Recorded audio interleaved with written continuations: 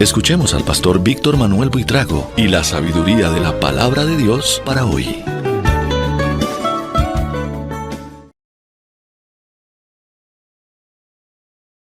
Dios les bendiga. Hoy tenemos nuestra penúltima lección de Colosenses inductivo. Así que bienvenidos a esta penúltima lección. Hoy tocaremos capítulo 4 del versículo 2 hasta el versículo 11.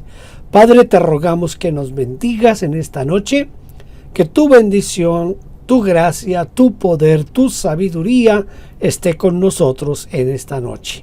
Gracias te doy porque eres bueno, porque para siempre es tu misericordia. Gracias en el nombre de Cristo Jesús. Aleluya. Muy bien, vamos a iniciar entonces leyendo los versículos 2 al 4 de Colosenses 4.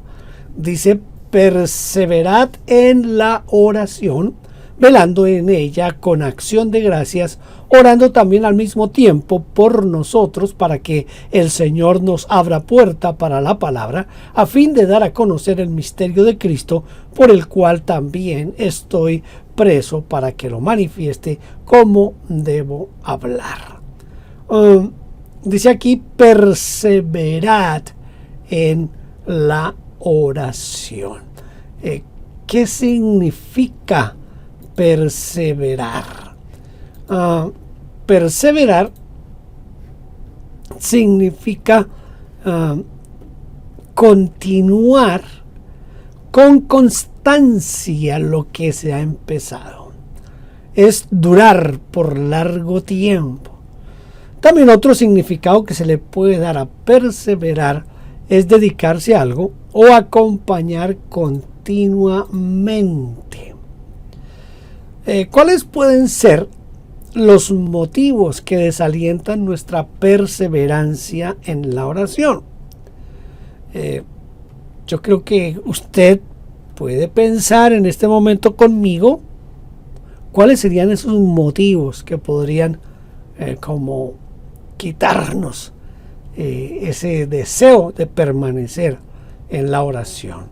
Yo creo que nuestra falta de perseverancia en la oración puede deberse a por lo menos 4 factores. Puede haber muchos más, desde luego, los que usted está pensando en este momento. Yo tengo aquí 4.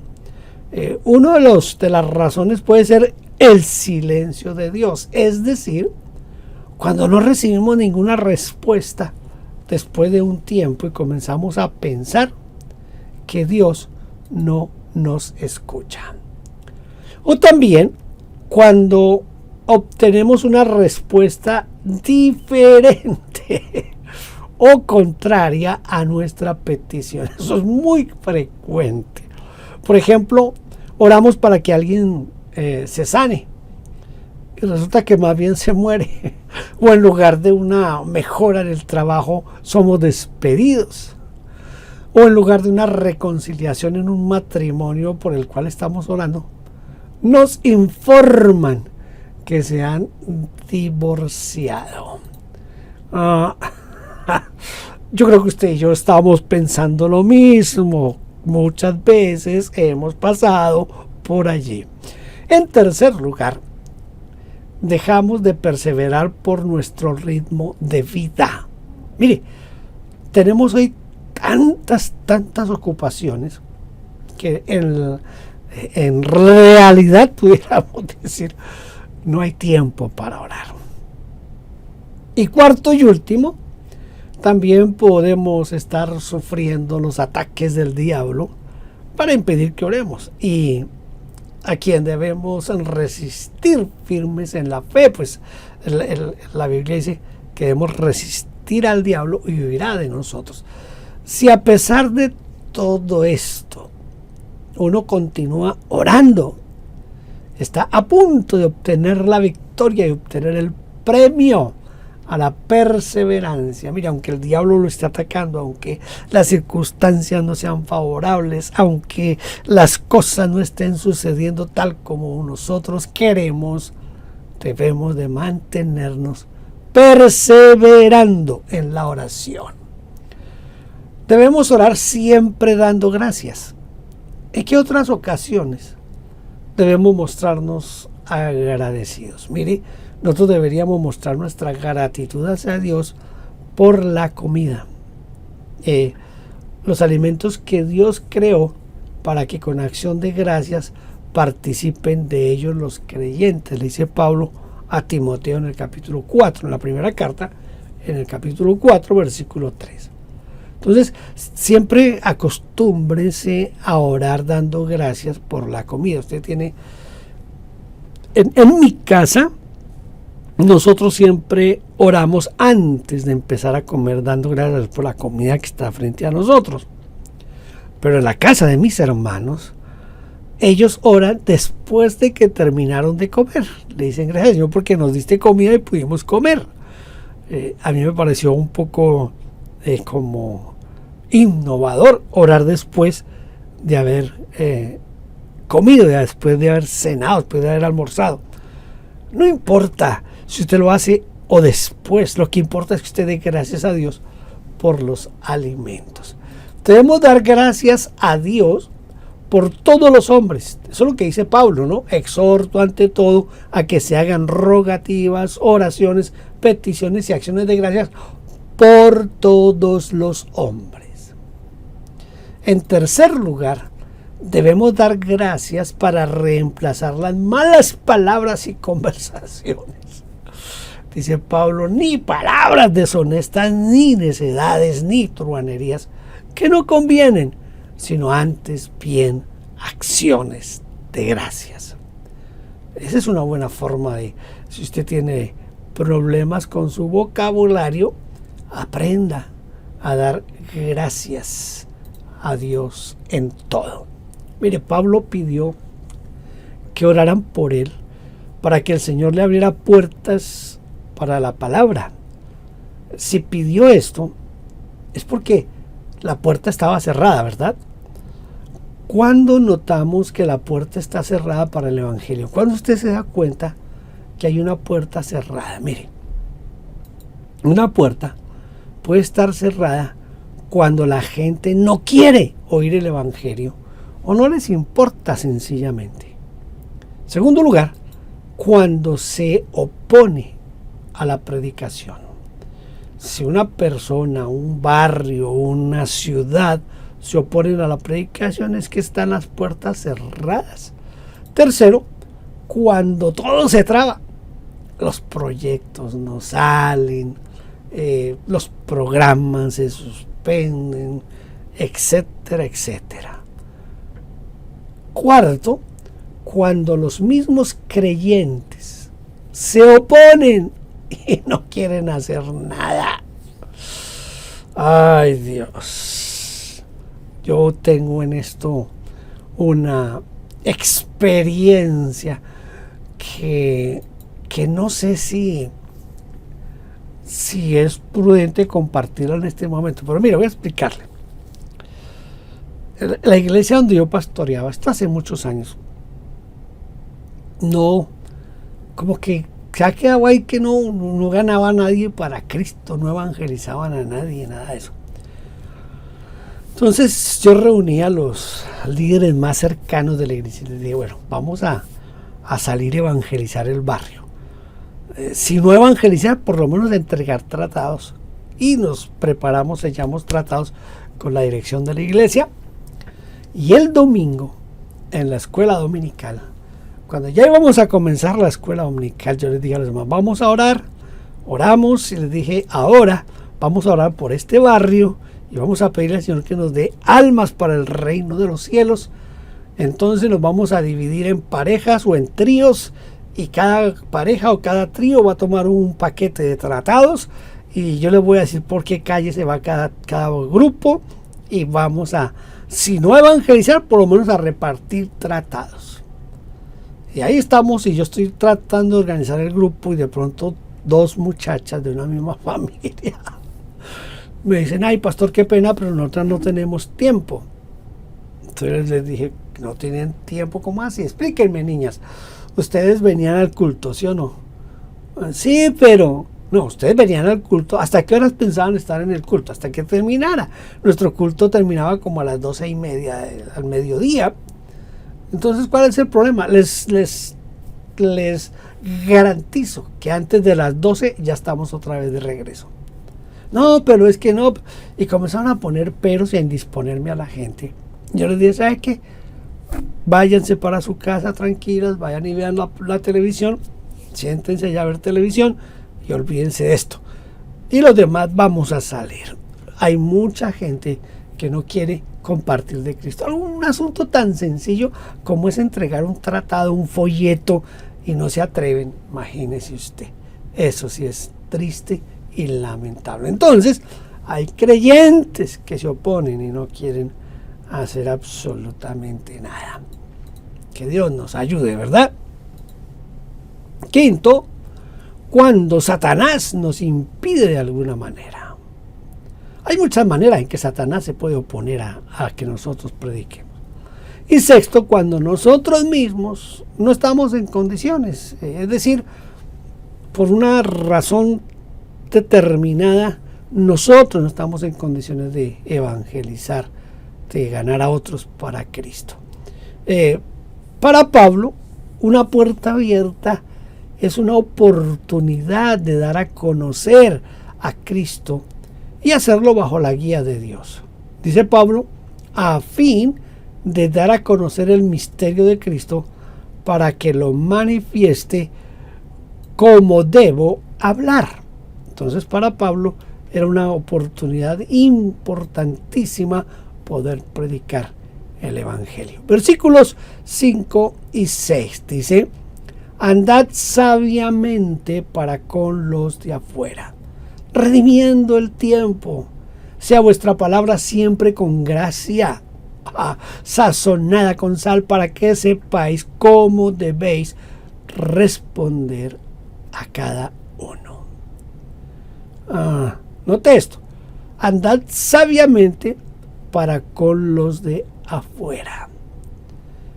¿Quiénes serían los de afuera? ¿A quiénes podremos nosotros considerar los de afuera? Los de afuera son los que pertenecen a otro lugar que no es la iglesia.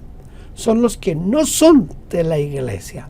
Es decir, todos aquellos que en nuestro argot evangélico los llamamos los inconversos. La versión latinoamericana dice: pórtense con prudencia con los que no son de la iglesia. El texto nos da algunos consejos sobre cómo debemos relacionarnos con los que aún no se han convertido a Cristo Jesús. ¿Cuáles serían esos consejos? Primer consejo que yo encuentro aquí es que seamos sabios. Escuche, sabios en nuestro trato con ellos. Andad sabiamente o conversad discretamente, dice la Nácar Colunga. Procedan con tacto, dice la Nueva Versión Española. Y lo dice porque es probable que haya observado que algunos creyentes con su comportamiento han irritado, molestado y exasperado a los inconversos. Porque por la agresión frontal a sus creencias, las críticas a sus costumbres, el cuestionamiento de sus valores, el juicio desesperado o despiadado a sus faltas o vicios, no han demostrado para nada un trato gentil y diplomático. Mucha gente no rechaza a Dios o al Evangelio como algunos suponen, sino que rechazan. Escuche, esto es muy importante que usted lo tenga en cuenta. Muchos no rechazan al Evangelio, sino que rechazan es la forma como se les trata, la forma como los tratamos de evangelizar. Por eso, para no poner ningún obstáculo a la fe, esa fe que predicamos, debemos cultivar la prudencia y el tino al hablar. Mire, yo estoy saliendo un día del templo y pasa un muchacho, un joven que yo conocía, lo saludé y ahí en esa charlita de informal que a veces arma uno, le pregunté por qué no viene a la iglesia. ¿Usted vino alguna vez y no volvió? Me dijo, ay pastor, yo estoy, mire, del evangelio hasta aquí, no hasta aquí, sino hasta aquí. ¿Cómo así? Me dijo, mire, mi suegra todos los días, él vivía en la misma casa de la suegra, él vivía en el primer piso, la suegra vivía en el segundo piso. Y dice, todos los días mi suegra saca a la ventana el radio, lo pone a todo volumen y nos hace escuchar obligatoriamente la emisora cristiana. Usted no podría hablar con ella y decirle que respete el sueño de los otros, que respete los gustos de los otros y que no nos obligue a escuchar su emisora. Ella pensaba que de esa manera los estaba evangelizando. ¿Sabe qué digo yo? Que no los evangelizan, los vacunan contra el evangelio. El segundo consejo es que redimamos el tiempo con ellos. Es decir, debemos aprovechar las ocasiones y las oportunidades. Escuche, aquí Pablo está empleando una palabra que es kairos. El kairos es el tiempo como ocasión, como oportunidad, como tiempo señalado o momento oportuno, como la época o la estación. Porque hay ocasiones en que la gente está cerrada, pero en otras está totalmente abierta y dispuesta a recibir y aprender. Ese tercer consejo tiene que ver con nuestra manera de hablar. Dice Pablo, sea vuestra palabra siempre con gracia. Hablar con gracia no significa ser gracioso, no, sino ser agradable. Sea siempre vuestra conversación agradable, dice la versión Nieto. Siempre amena, dice la Biblia de Jerusalén. Si nuestra charla no es amena, entonces es aburrida, ¿verdad? Si no es amena, es aburrida. Es molesta, es fastidiosa y a veces hasta tonta. Por el contrario, si hablamos de manera agradable, quiere decir que estamos diciendo cosas que a ellos les interesa escuchar y hemos ganado su atención. Luego Pablo añadió sazonada con sal. ¿Por qué? Dice sazonada con sal para que sepáis cómo debéis responder a cada uno. O sepan decir a cada uno lo que corresponde, dice la versión latinoamericana. Si oímos decir que fulano es soso, ¿saben qué quiere decir soso? Lo que quiere decir es que no tiene gracia, ni viveza, ni atractivo, porque la palabra soso significa sin sal. Por eso Jesús dijo, vosotros sois la sal de la tierra. Y si perdemos nuestra salinidad, significa que hemos perdido nuestra capacidad de influir y transformar a otros. Esto es muy, muy importante. Bueno, por lo menos para mí es importante esto de que nuestra palabra sea sazonada con sal. Colosenses capítulo 4, versículos 7 y 8. Todo lo que a mí se refiere os lo hará saber Tíquico, amado hermano y fiel ministro y consiervo en el Señor, el cual he enviado a vosotros para esto mismo, para que conozca lo que a vosotros se refiere y conforte a vuestros corazones con Onésimo, amado y fiel hermano, que es uno de vosotros. Todo lo que acá pasa os lo harán saber. ¿Qué lecciones podríamos nosotros sacar de estos versículos que acabamos de leer? Miremos algunas lecciones. Primero, que las cartas de Pablo eran llevadas y entregadas a las iglesias por sus discípulos. Él no utilizaba el correo del Imperio Romano, sino a las personas que conocía bien, en este caso, Tíquico y Onésimo. Segundo, aprendemos que Pablo utilizaba al menos una persona conocida de confianza de ambas partes, como lo fuera Onésimo. Dice, amado y fiel hermano, que es uno de vosotros. Onésimo era de Colosas, quien sin ser cristiano, trabajaba para un cristiano llamado Filemón, ¿se acuerdan? Por lo cual conocía a la comunidad cristiana de Colosas.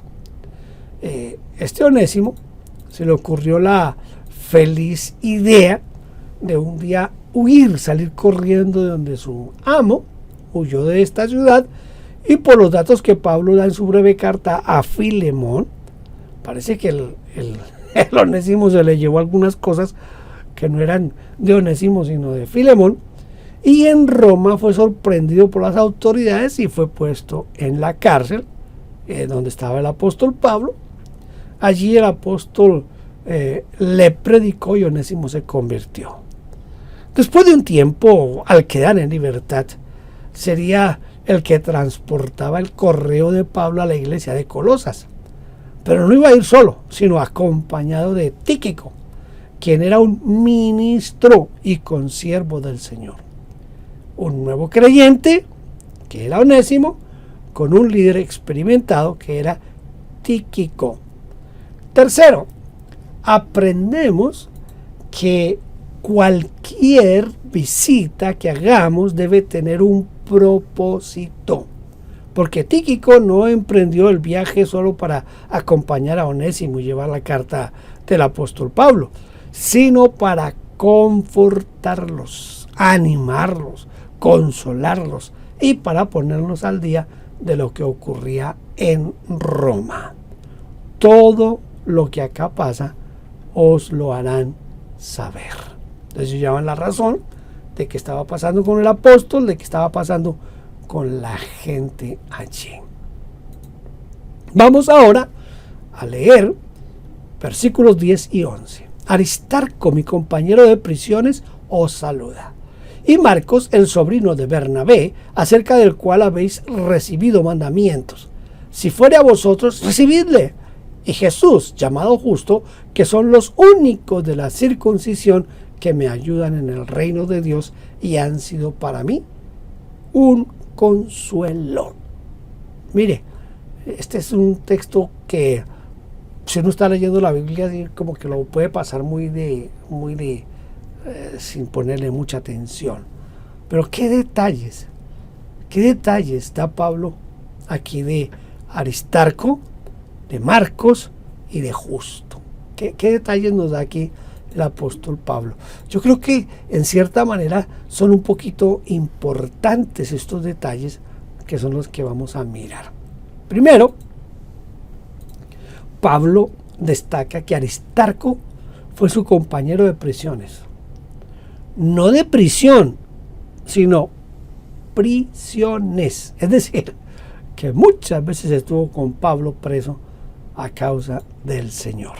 Segundo, en cuanto a Marcos, mire, ¿se acuerdan que Pablo se separó de Bernabé por causa de Marcos, de Juan Marcos? Usted lee en Hechos capítulo 15, ya lleva a encontrar el pequeño problema que hubo entre ellos. La iglesia de Colosas no sabía qué posición tomar en cuanto a Juan Marcos. Entonces el problema se resolvió y Marcos estaba en Roma con Pablo.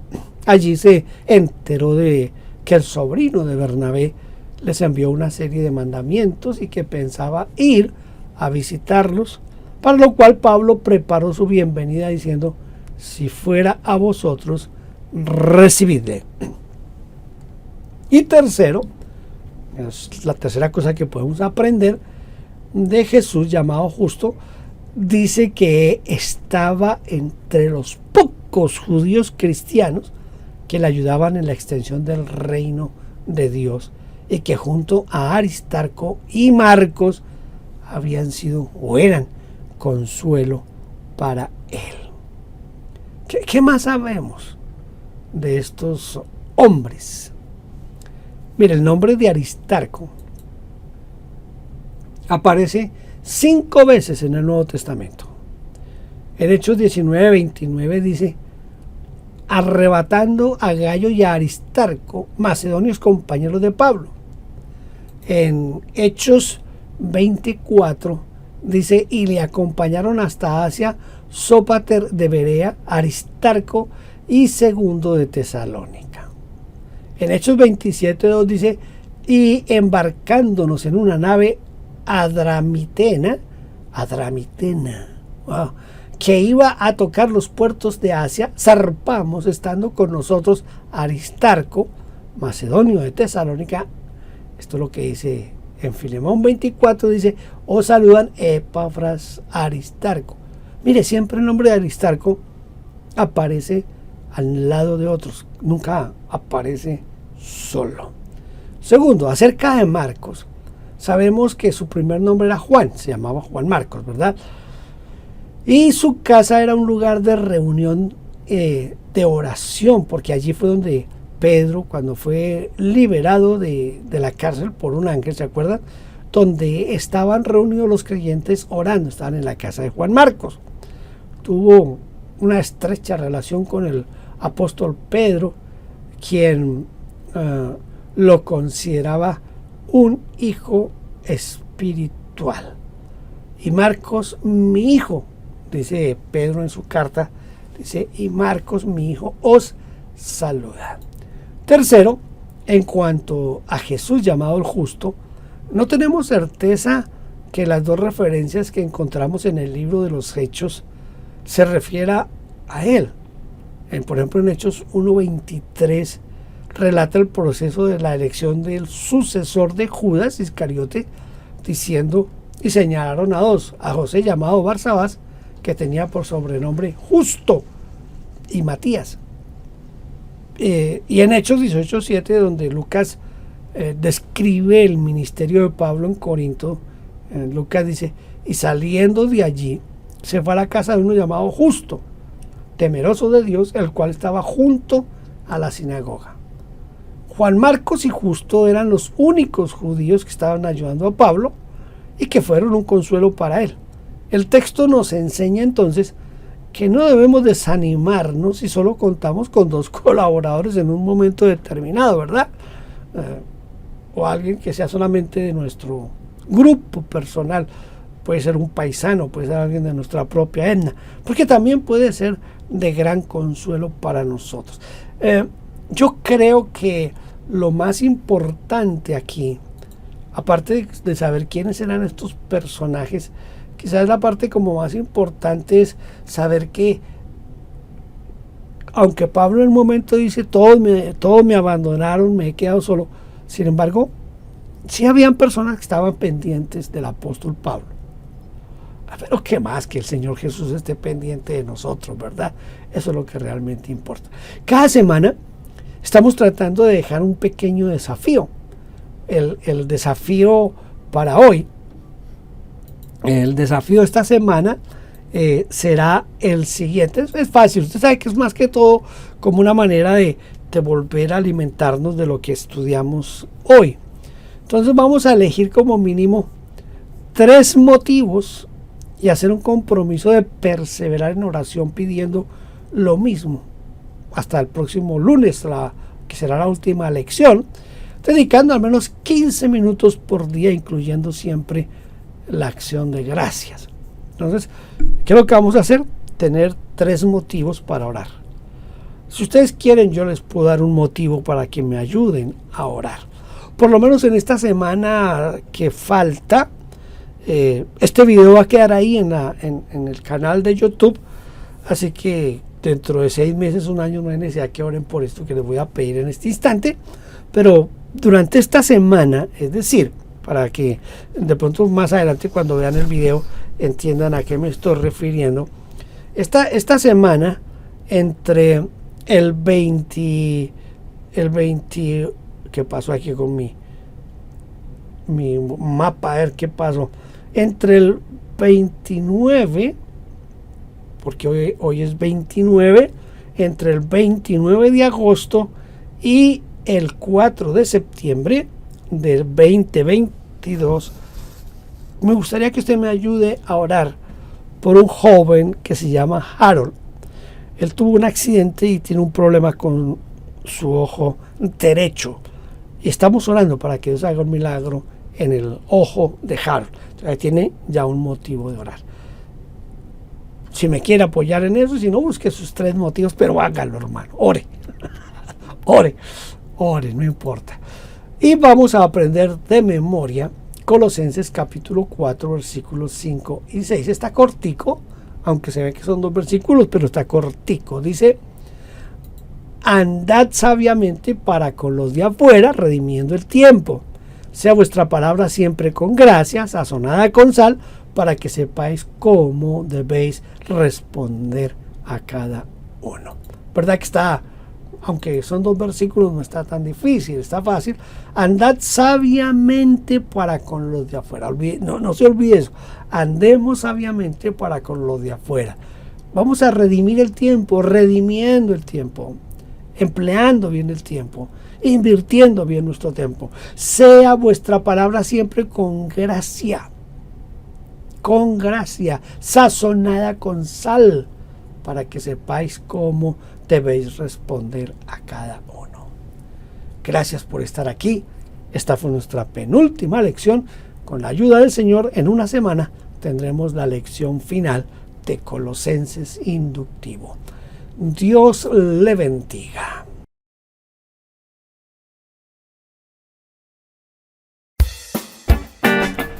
Gracias por vernos. No olvide suscribirse, dar like y tocar la campanita. Dios le bendiga.